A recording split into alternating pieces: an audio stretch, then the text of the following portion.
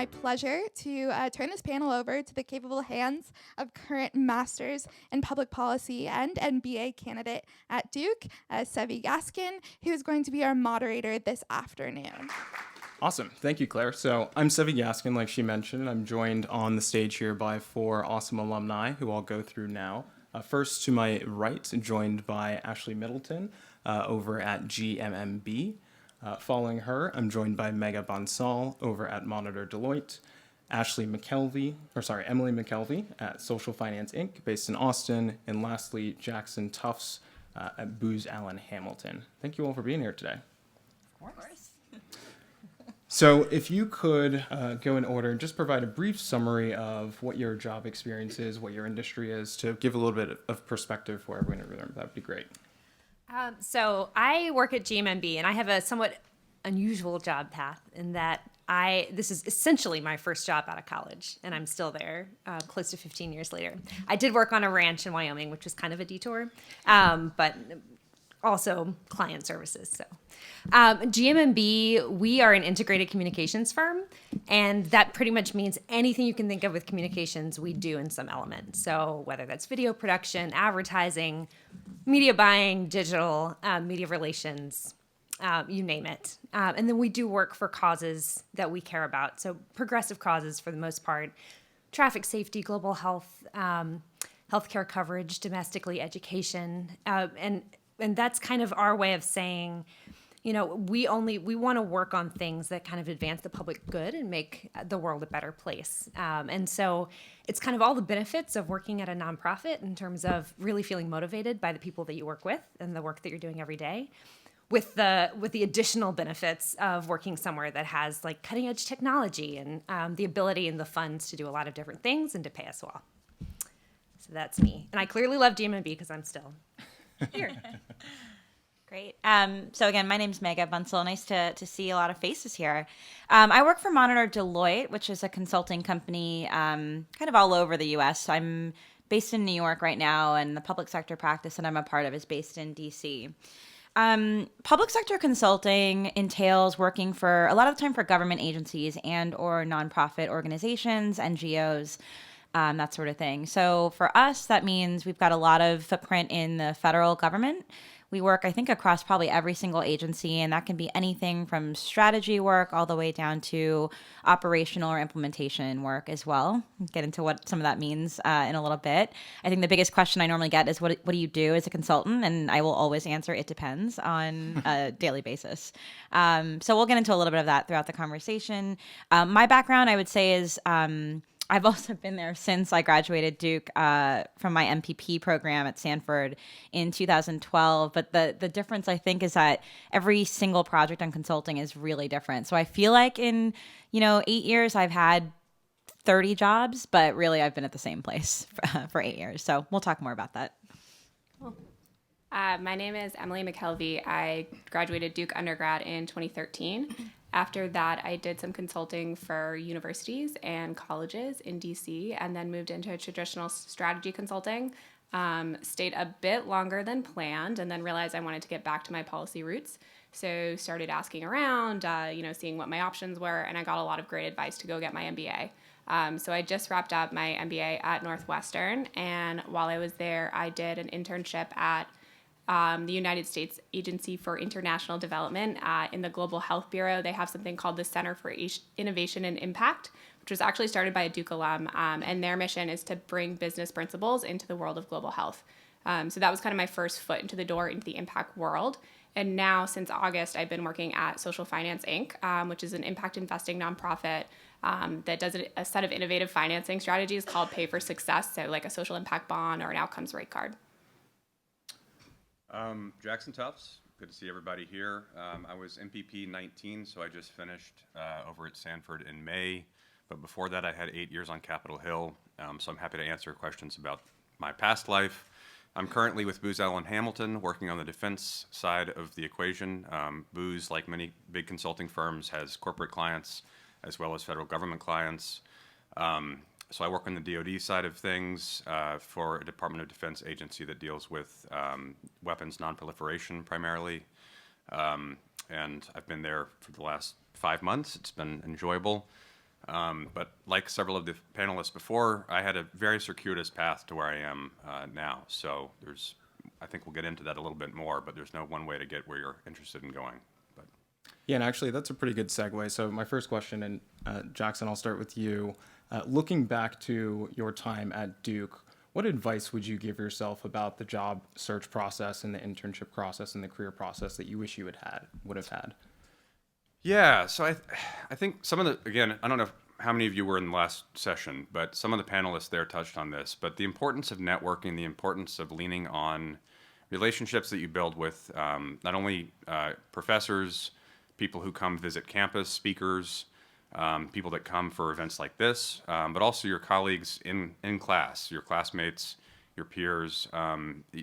It cannot be stated enough times. I know you're sort of sick of hearing it, but the importance of networking is something that I didn't like to do when I graduated from Colorado College in 2007, went to work on a political campaign in Iowa, and then went to work on the Hill for 8 years. And it took me like 3 years until I was actually comfortable networking to the extent that I thought was going to pay dividends down the line. And it ended up doing so. When I was at Duke, I leaned on career services. I leaned on colleagues who had connections at some of the organizations where I wanted to intern. Between your first and second year as an MPP at Sanford. And I ended up actually leaning on a connection that I had when I was on Capitol Hill to get a visiting fellowship with National Democratic Institute, and went over, lived in Beirut for 3 months and worked with them. We talked a little bit earlier about funding and the opportunity for unfunded internships and unfunded fellowships, and take advantage of what Duke has to offer. Talk to career services, talk to folks, your professors, who can put you in touch with a lot of offices at the university. Duke is a very, very well-funded entity and can provide some support for that. I was also a Carlucci Fellow, which is an opportunity at the Sanford School. The Carlucci family graciously funded my summer, basically, when I was in Beirut. And so that was an opportunity that I would not have had if I'd not been here and taken advantage of that. Fantastic. And actually, how about you? Given that you have a lot of work experience as well, looking back on all of that time, what advice would you have given yourself?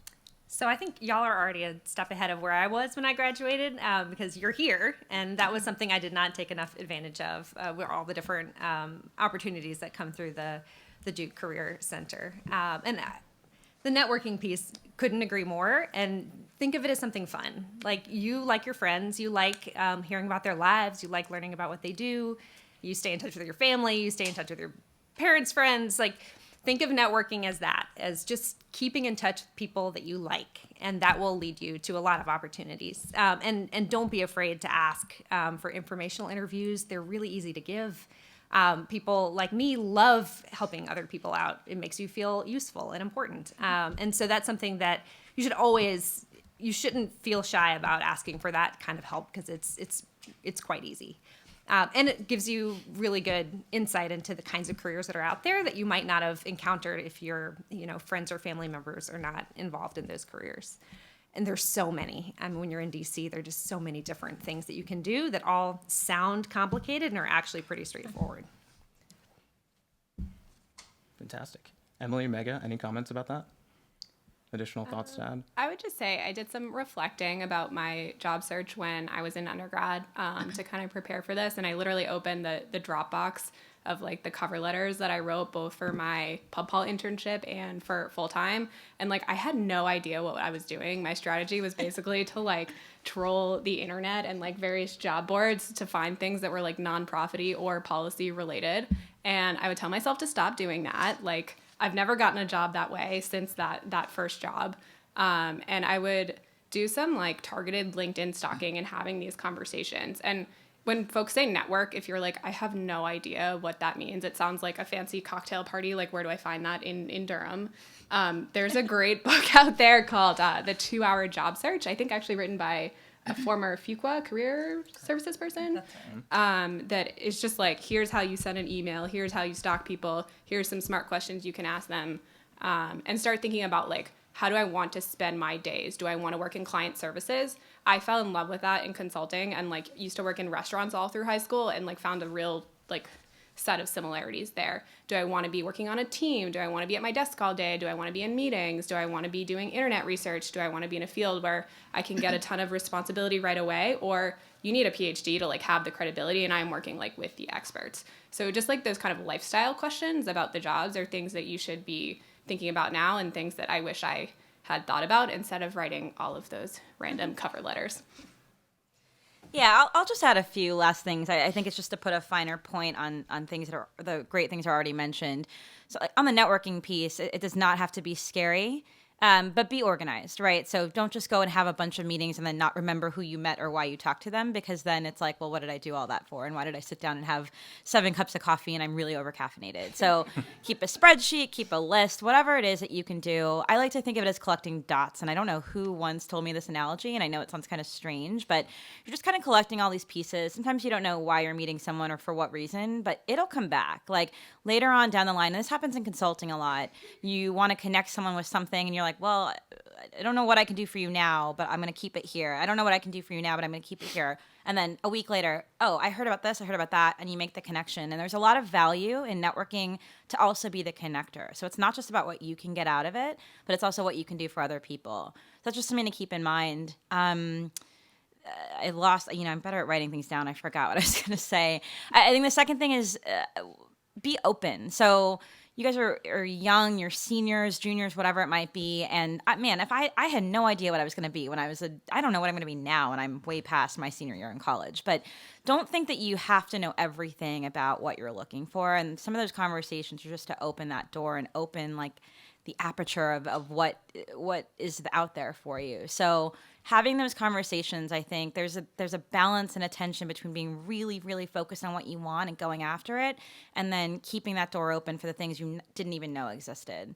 So there are 2 other things, and I'm sure I have other ones that are percolating somewhere that I'll try to insert later. Could I add actually one thing on there? You made a really important point. I think that networking is not a means to an end. It's not something that you do when you're an undergrad or shortly after you graduate or when you're looking at leaving graduate school, sort of, to get to where you want to be, and then it's done. It's a lifelong process, and it might ebb and flow. You might be doing a whole lot of it when you're actively looking for new jobs versus a little bit less when you're comfortable where you are. But especially in the consulting world right now, I'm on a contract. I'm in an office. I have a set gig that I do day in, day out.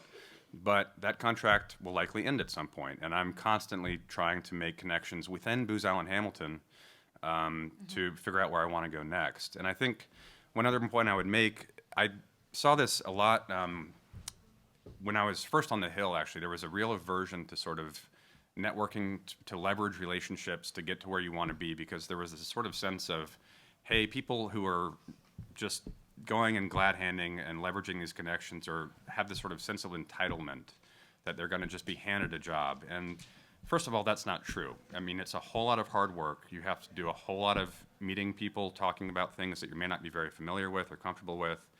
No one's going to hand you anything. But at the same time, first of all, you're all Duke students. You already have a massive leg up over a whole lot of the competition. And you don't need to feel guilty about someone connecting you with someone else who can provide something that you want. It's an important part of the professional process, and you just have to go ahead and, again, I'm pretty introverted. I can be pretty shy sometimes, but it's an important skill to have. Just go introduce yourself to people and recognize that even if it doesn't pay dividends immediately, it may down the line, or you may have a friend who's interested in what that person was doing, and you can connect the 2 people, like you said. It's really important. Great. And actually, I think I want to go back to something, Mega, that you had mentioned about being really focused. So can you describe a time when you were really focused on trying to achieve something, whether that be the next job or promotion or getting on a project, and when that didn't come to fruition? And then also speak a little bit about how you bounced back from that. When was I focused? That's a harder question.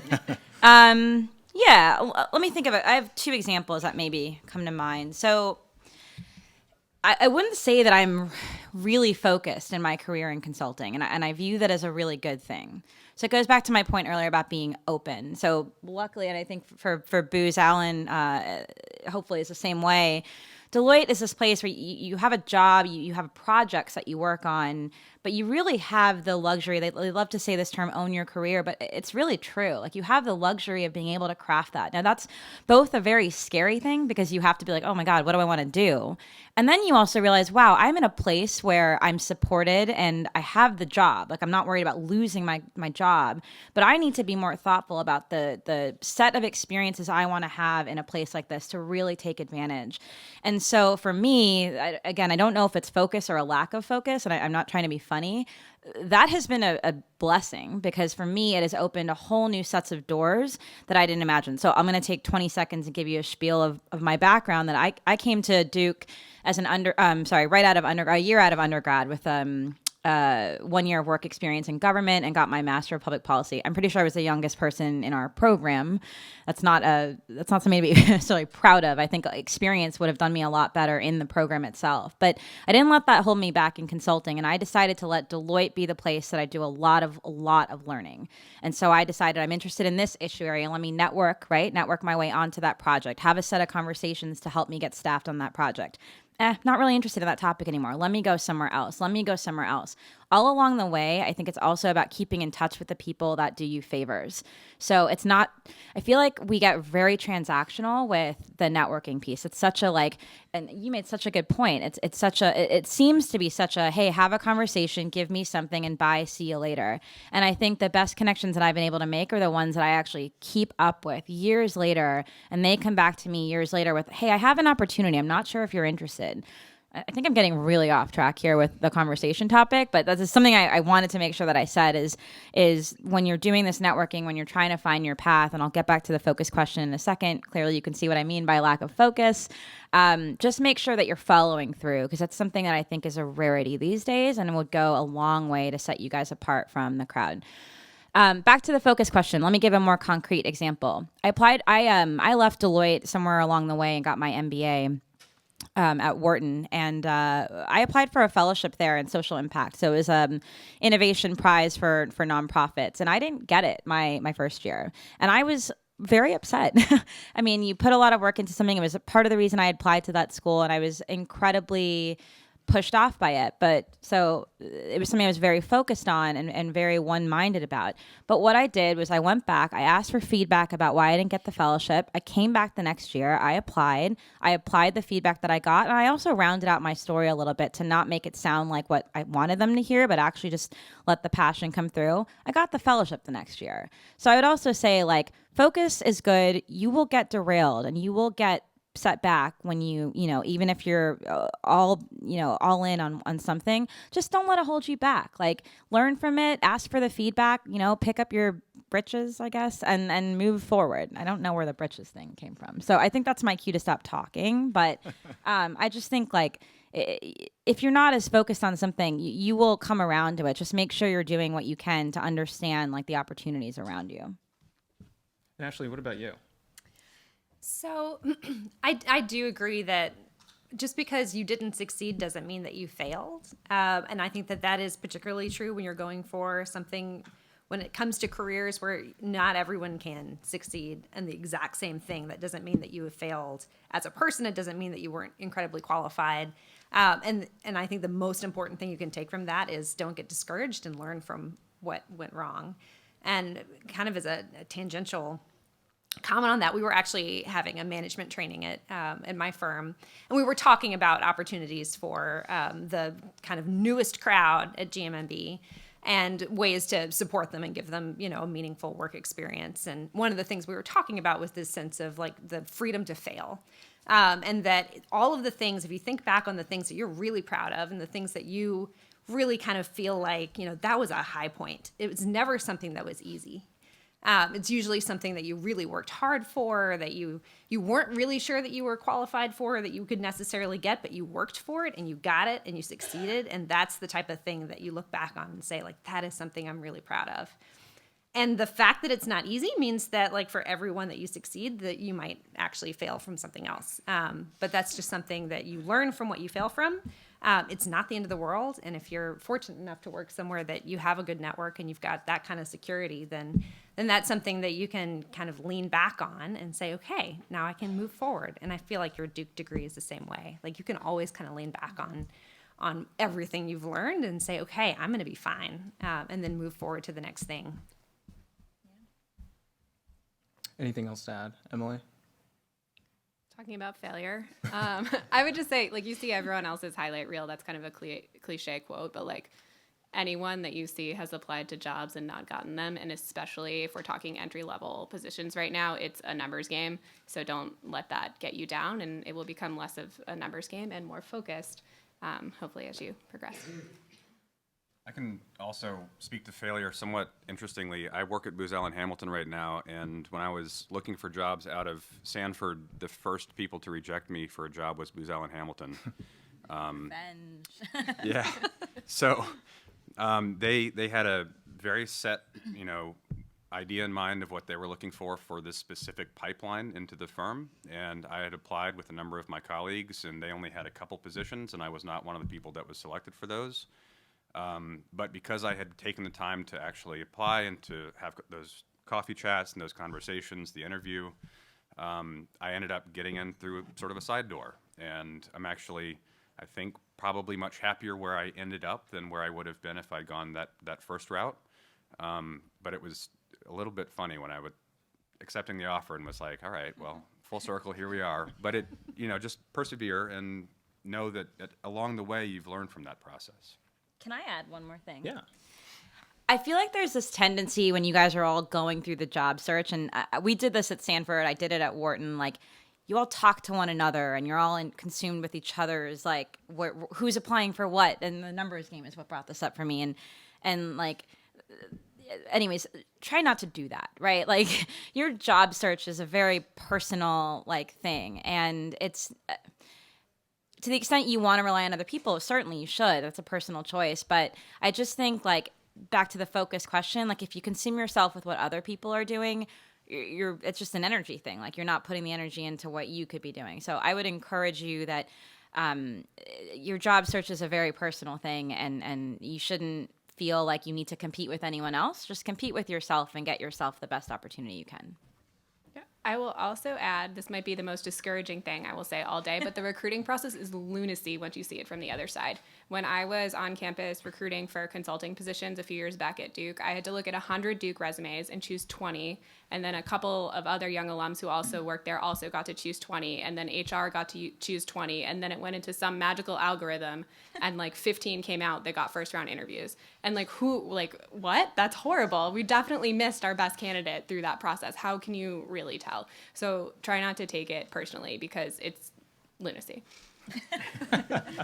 So actually, I want to stay on this topic of getting your first job, getting into your career. And Emily, I'll give this question back to you, which is, do you have any tangible or creative ideas for how someone can break into your industry?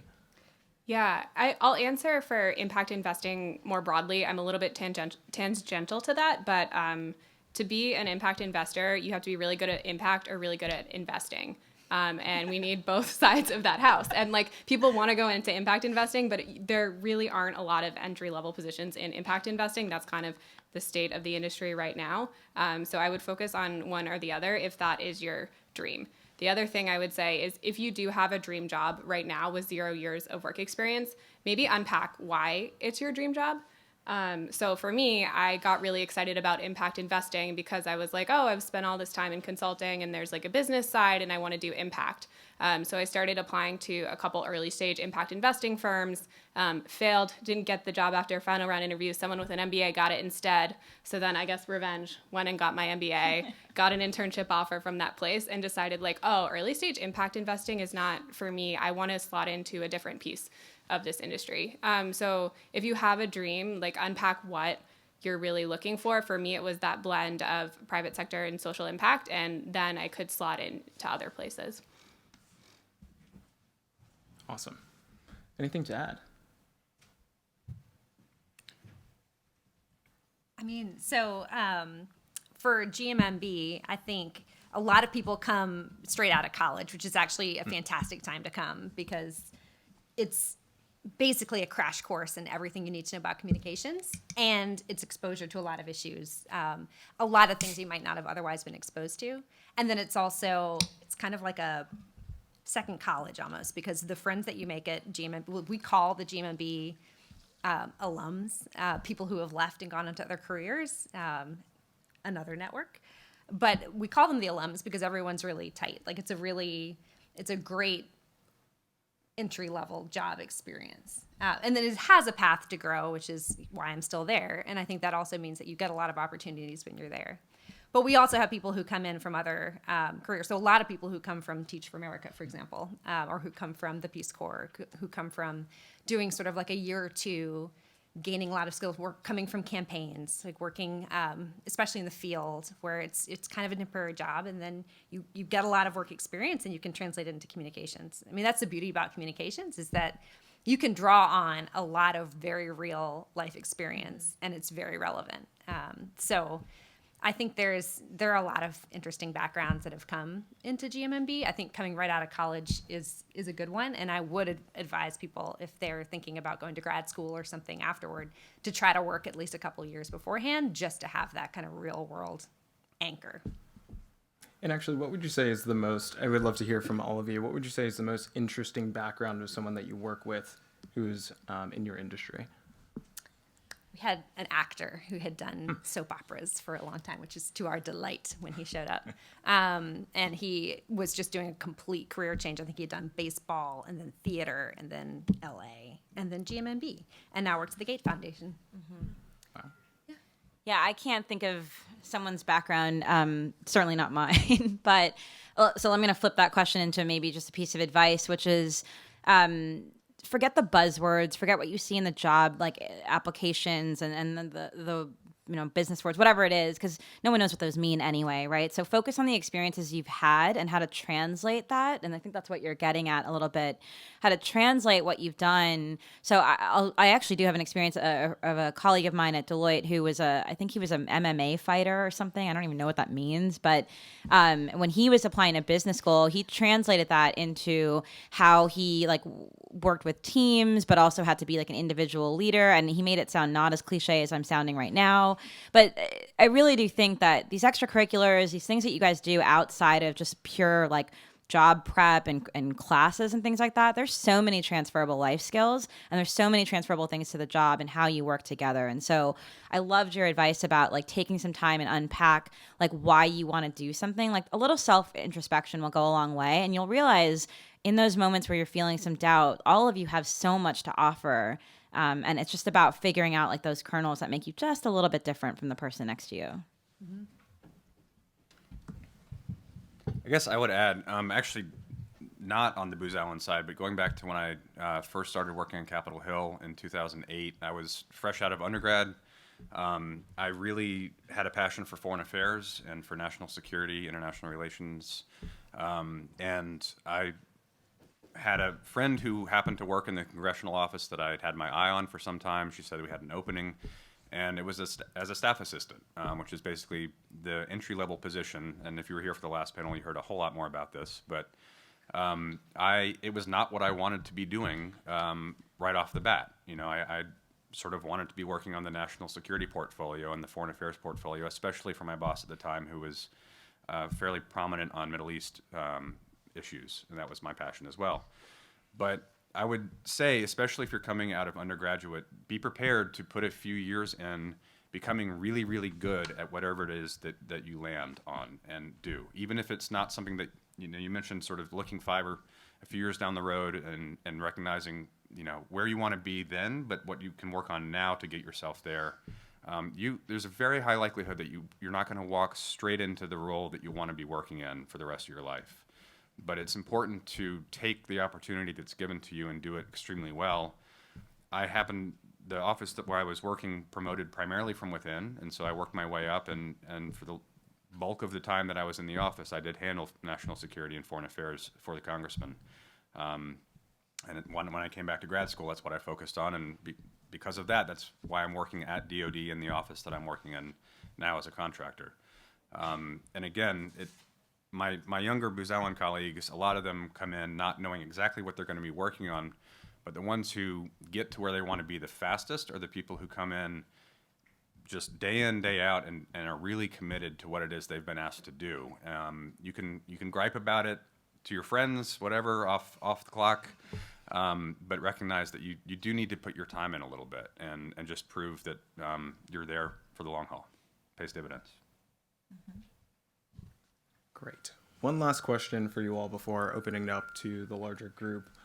Can you describe someone who helped you get to where you are now, whether that be a professional connection that you had or someone on your board of directors, if you will? So one of the great things about GMB is that there's very much a mentorship culture. So everyone looks out for everyone else, and that is top down. It is also your peers. Like your peers at your job can sometimes be your biggest support network, and can keep you grounded and can keep you focused on what you want. So I've been really lucky. I've had a number of bosses at GMB who have been, they've all been women, which I think is fantastic, and they've all been really inspiring. And they've taken different paths within the organization, and I've jumped around a lot within the organization. So it's like you were describing, it's like having a different job every couple of years, and having the freedom to kind of see the range of ways that you can be a good consultant, you can be a good communications professional, and how they've integrated it into their lives has been great. And the only other thing I'd add is that surrounding yourself with people who care about things bigger than themselves is a great way to go through life. And so I grew up, my dad founded an organization called the Southern Environmental Law Center, which is focused on protecting the environment in the southeastern United States. They've got an office in Chapel Hill. And being surrounded by his board and his staff when I was growing up, and kind of seeing people who are constantly giving back and constantly looking for ways that they can leave their homes and, the communities that they came from in a better state than when they showed up. That kind of person is a good person to be surrounded by. So even though they don't know it, like that whole group has been kind of inspirational to me. And that's what kind of led me to doing almost public service communications. I know they gave us the questions in ahead of time. I did not prepare an answer for this one.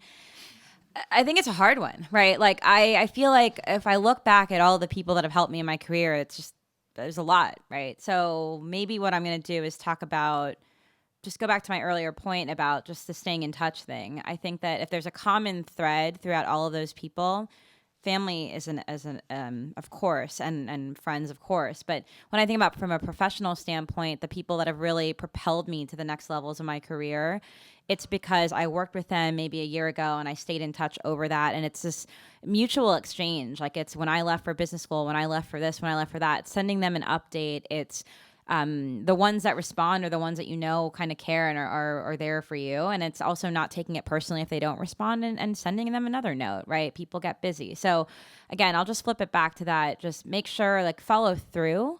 And that's how you really will craft that group of people that can support you throughout your career. And then I love your point about peers, and as something I wanted to make sure to mention as well. I think we tend to look upward, and I'm not sure why we do that. People around you, they are also going through the same things you are. I know I said don't talk to everyone about everything, but people around you are going to, so I'll bring it back to Deloitte. When you're staffing yourself on projects, my peers are the ones that know what the cool projects are and which managers to work with and which ones to avoid. We tend to go straight to the partner, and then they don't give us the time of the day, and then we get upset and we get frustrated, and just don't undervalue the people around you as well, because you're all going through something very pivotal right now in this time in your career, and there will be other inflection points throughout your career, and you're going to need to surround yourself with people that just kind of, your point earlier, you're going to want to gripe, you're going to want to go get a drink or something, and you're going to need that network. And networking isn't just upward, it's also lateral. So, yeah. Yeah, I feel like a lot of career development happens during a good vent session, for sure. Yes. I would also say I've been very lucky to have great mentors. One theme that I've noticed is when someone cares about your career beyond your career at that company, that's when you found a gem, and hang on to that. So True. I had a VP tell me Emily, your eyes light up when you talk about income inequality and systems change for mental health. We help private equity firms make acquisitions. What's going on there? It's yeah, you're right. This is not really what I want to be doing. So if you have someone who can look out for you in that way, try and spend time with them and really hustle for them and do a good job for them, and you'll have someone who will help you out for life. Yeah, I was very fortunate I would echo everything that was just said, first of all. But I was very fortunate. In the congressional office where I worked for 2 different chiefs of staff over the time there. But the first one had been with the congressman. She had been there basically since the beginning, which in his case meant for about 20 years. And she was a mentor for everyone in the office. And at times that was kind of painful because she was also the first person to deliver bad news or to gently criticize you for not having done something the right way. And one thing I'll touch on at the end is the importance of being able to write. But she harped on that just to the point where it was driven home to me and to all of my colleagues in the office, and almost all of us are still in regular touch with her. We've all moved on from the Hill, with the exception of one person, and are all doing a variety of different things, but she remains a resource for all of us. And so when you're looking for networking connections, don't think of it just as sort of where am I going to benefit from knowing people in the right places at the right times when it comes to my career, but also look for people both above you and laterally, like you said, who can provide that mentorship, that guidance if they've been in the field for a long time. And I have dinner or coffee with my old boss, the congressman, every few months, and he sort of helps advise me on here's where on Middle East politics you don't want to try to start a career, or here's where you do want to focus on that. And so maintain those relationships, but respond when you hear from people. And when you reach out to them, like you said, if you don't hear back, not the end of the world. They're pretty busy. But do take the time to let them know what you're doing from time to time. It goes a really long way. I was raised in a Southern family where you send a thank you note for every gift you got, and it was a big pain in the butt every time you had to do it around the holidays. But maintaining that sense of communication with people is really, really critically important. And if I could just say on writing, if I was going to say 2 things to everybody today, one would be willing to put the time in at some of the less sexy jobs and in the less sort of glamorous positions wherever you do end up landing.